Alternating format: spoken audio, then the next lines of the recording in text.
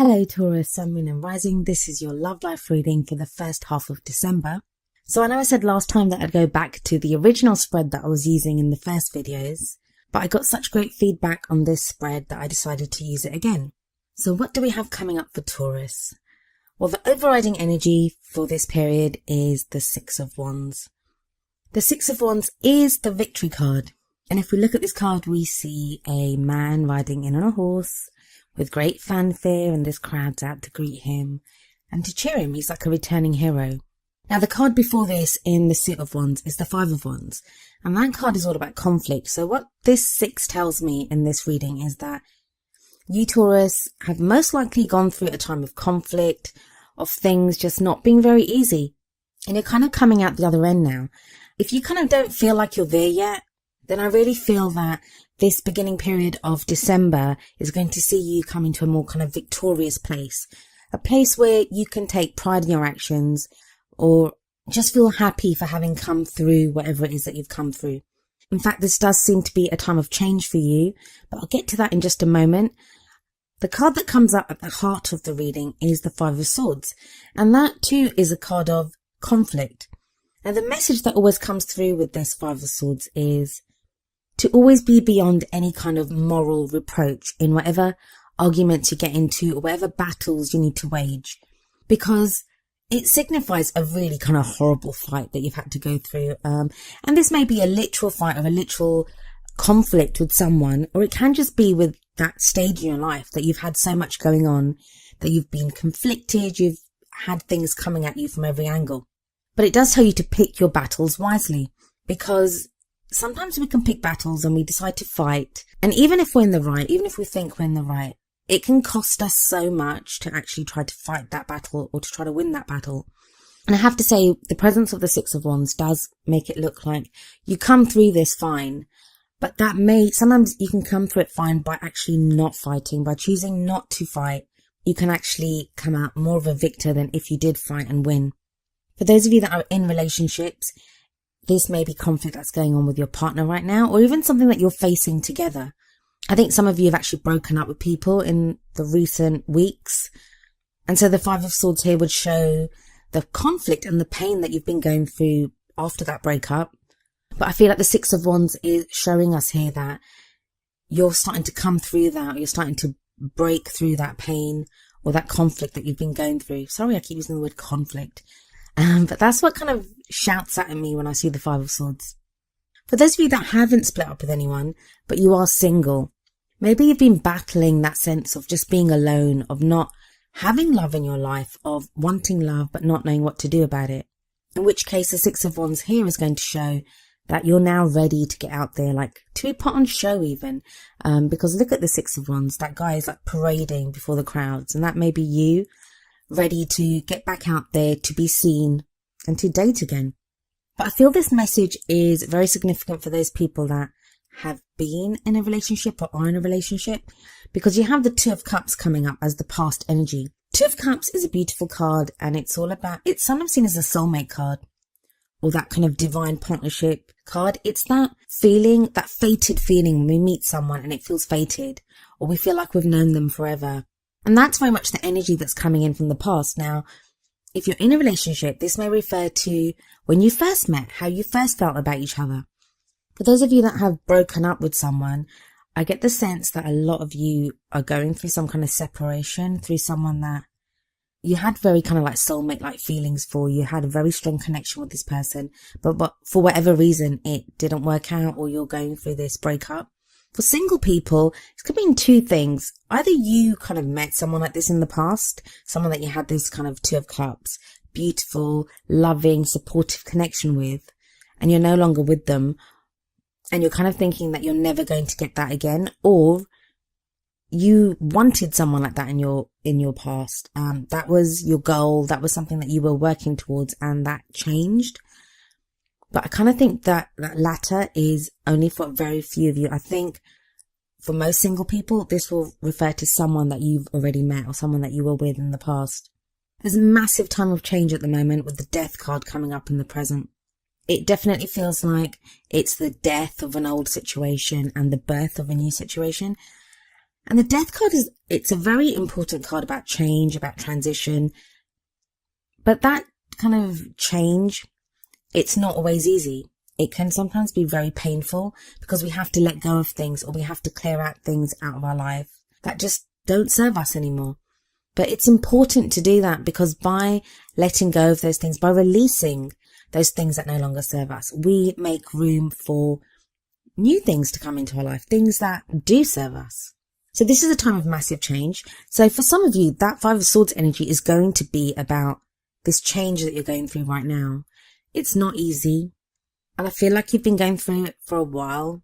I think for many of you, this is going to be the energy that you're actually coming into December with, this feeling of things being up in the air, things changing, not really knowing where you stand. But like I said, that is going to change the Six of Wands energy. If it hasn't already, that is going to change the Six of Wands energy, where you do feel more victorious. You'll kind of be proud of yourself for everything that you've been through and that you've survived. It's that kind of warrior feeling that you've fought a battle and you've come out on top. Things even out and balance out with the future energy that's coming in, because that is the Six of Pentacles, and that is the card of balance. It's also the card of charities. It's about giving and receiving. I think for some of you, the relationships that you've been in, or even that you're in right now, they have become or were kind of imbalanced.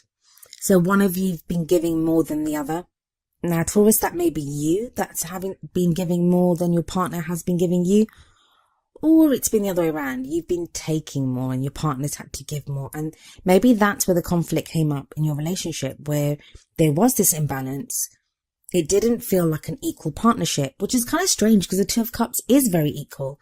There is that giving and receiving of love, giving and receiving of support. But even the best relationships, I mean, things can happen in life.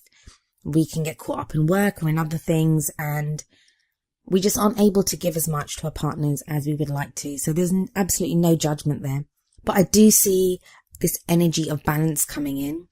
Pentacles are always very important in love life readings, as much as people don't really like them because they can be associated with like practical things like money and finances and all those kinds of things. And for some people, the Six of Pentacles may be about finances. If you've been in a relationship and you've both been so stressed out about money, Six of Pentacles can show that there is an energy coming in that alleviates those kind of problems, those financial problems that you've been facing as a couple. But I think for a lot of you, this is going to be a time of balance. I think those of you that are single, your emotions are going to be more balanced, and you're going to be more open to giving and receiving. What I always see with this card, and it contrasts with the Six of Wands, and they're both sixes, but there's no pride associated with the Six of Pentacles. Even if you're able to give something to someone, there's no pride attached to that. You gain something from the giving. And the same with the receiving. There's no shame attached to the receiving, because as you take and as you receive from the other person, you also give something back to them. So that's why it is the card of balance, even though it's also known as the card of charity. So that's interesting that it comes up, especially with the Six of Wands there, which is a card about pride. And I don't mean it in like a really kind of negative way. I don't mean it in like one of the seven sins, like pride is one of those sins. It's more, you are proud of what you've gone through, and it's a good sense of pride. You should feel pride for everything that you've been through and everything that you've come out the other end. I feel with the Six of Pentacles that comes up in the future, that there is something that as soon as you reach that place of balance, as soon as you reach that place of just feeling more grounded, I think you're going to get an insight, or you're going to realize something that you've not been aware of. Like if you've had questions about what happened in a relationship, or you've had questions about what it is that you want, I get the sense of like unanswered questions. As soon as you hit that Six of Pentacles energy, I do feel there's going to be revelations, and that's kind of shown by the Moon card that comes up in the crowning energy. Now the Moon can be about secrets. I don't think it's about secrets here. I do feel that it's about things being confusing, not really knowing what's been going on, and sometimes being stuck in the death energy, that time of transition and of change. We can be so busy trying to get through the changes, trying to adapt to our changing circumstances and our changing feelings and the way that we are, that it can be confusing. We don't have time to make sense of everything that's going on. We're just trying to adapt and keep up. But I feel with the Moon as a crowning energy, and we do have a full moon on the 14th of December, I believe it is. I do feel like that's around that time you're going to get some revelations. You will realize things that were not apparent to you. And I think it's strange because I feel like, Taurus, you've had so many questions. You've not known what's going on. You've been questioning what went wrong in relationships or what's going on in a relationship. You've been wondering all these things. And I feel like as soon as you kind of think, okay, it doesn't matter. It's fine. I'm never going to know. Let's just let it go. That's when it's going to crop up and it's going to come up and answers will be revealed to you. The two oracle cards that I pulled for you, they have a very similar message to each other. The first one is attraction from the Romance Angels deck. And the card says, you attract romantic love by enjoying this moment fully. It's a card that talks very much about being in the present, living in the present, enjoying each moment that you're in right now. It's not about looking back at the past. It's not about looking forward to the future even. It's just about being present right now. Finding some kind of joy or some kind of happiness in where you are right now. If we look at the card, there's a lady on there and she's just smelling the rose. And she has her eyes closed and she just seems to be lost in the smell of the rose that she holds up to her nose. And while I'm not asking you to stop and smell the roses, that would just be too cliche. I am asking you to be like the Six of Wands. Savor where you've been, like just appreciate what you've been through, and you don't have to think back to do that. Just look at how you're feeling right now.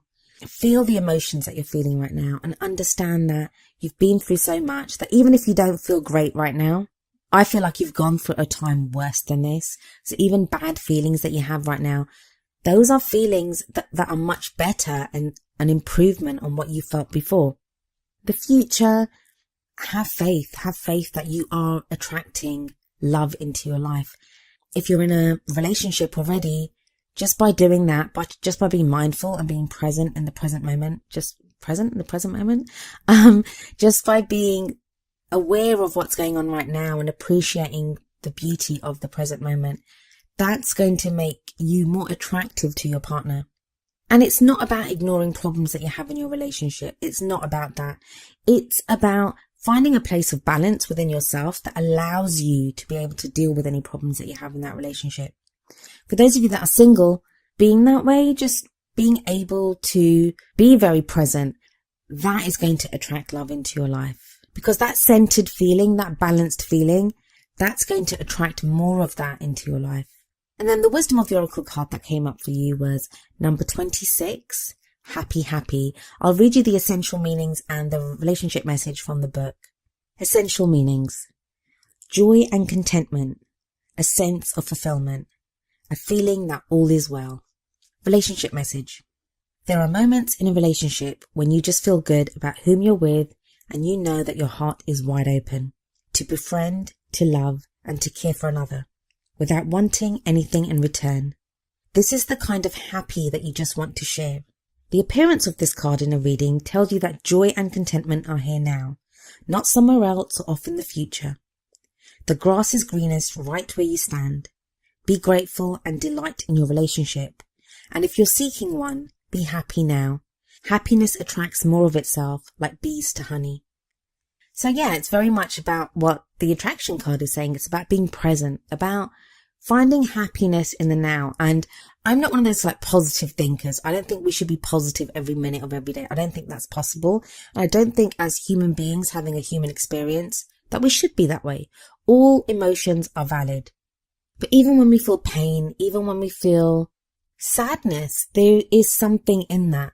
There is some kind of, I don't want to use the word positive, but some kind of happiness that can be derived from that.